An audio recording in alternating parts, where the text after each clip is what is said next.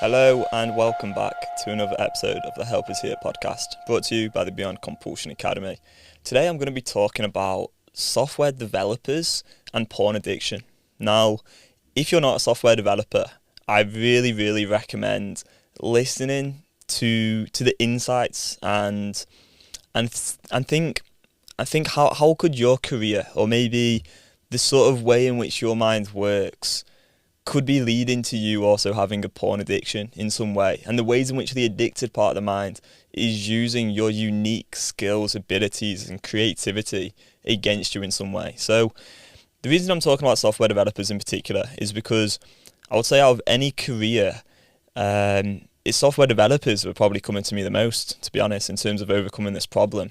And it makes sense to me why. So I actually used to work in tech. I was working with a load of software developers. About half the company were software developers for about 3.5 years or so. It was a really nice little company, super friendly. There's only about 24, 25 of us. And yeah, I got on with the guys well, and we did some podcasts together. I was actually running a different podcast back then talking about software development as well. And so I got into understanding a little bit about it all. I started to do a little bit of code myself as well. Wasn't very good, to be honest. And I appreciate it's a very difficult skill which can require a lot of training. Now, through those podcasts that I was recording with these developers, what I came to understand is that at the heart of it is often problem solving. It's the ability to realise, okay, there's this problem here, how do we solve that in one way or another? And there can be some collaboration involved as well, and people can do it on their own right. So the real heart, I believe, and I'm not a software developer, so maybe I'm not the best person to even comment on this, but just my experience of working in tech and talking to these guys a lot, and women as well, of course, is software development is largely to do with problem solving.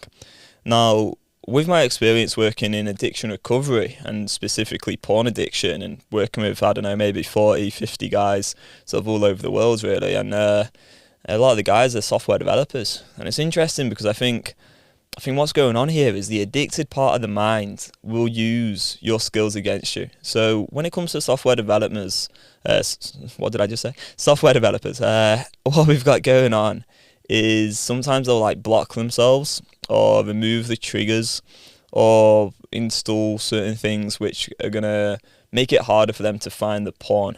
But what will happen is they will always find a way around it. And what's going on here is the addicted part of their mind is on a one track mission. It's got one mission. It wants you to try and find porn. It wants you to watch porn.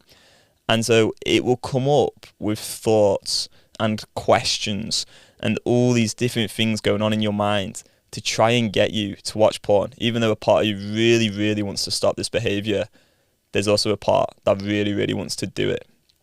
And so for these developers in particular, because they're really good at problem solving, they're finding a very creative way around the blocker. My experience of this in the past personally was I told myself, okay, I'm not going to watch porn anymore. So I stopped going on porn sites probably around 2021, something like that, quite a while ago. But then for the next few years, up until meeting Mary Paulus, my mentor, I was still consuming sexual content on social media. So platforms like Instagram and X and TikTok, I was consuming the most sexual content I could find on those platforms. Because the addicted part of the mind will always find a way round the sort of restrictions or limitations that you put on yourself. So yeah, I think that's kind of it really when it comes to software developers and porn addiction. I just think there's something to be said there for this correlation between how many of them are getting in touch with me and the ways in which they're really smart. And they're really smart, but the addicted part of the mind is using that intelligence against them to find these different patterns, these different routes to eventually get them to choose to watch porn.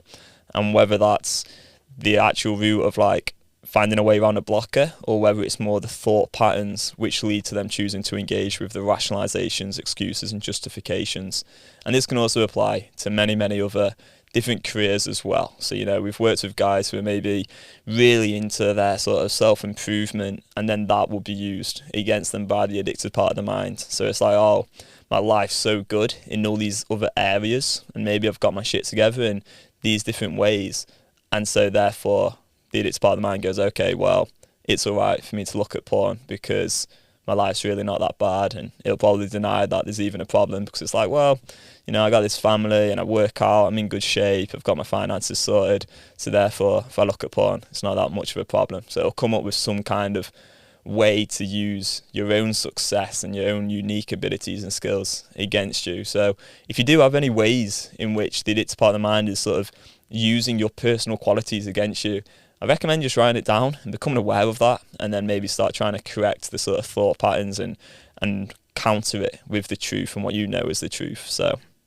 for example, for me, just acknowledging and accepting and facing the true reality that, okay, if I'm looking for sexual content on social media, that is me choosing to engage in my compulsive behaviour. When I start to face that truth, things did become a little bit easier, and you can do the same.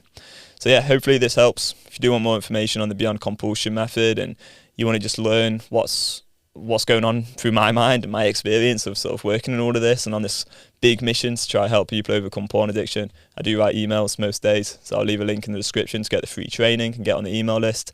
Hopefully those emails can help.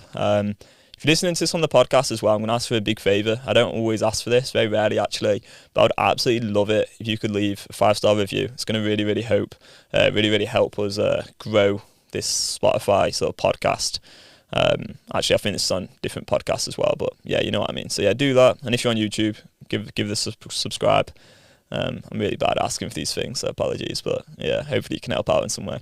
Cheers. See you in the next one. Bye bye.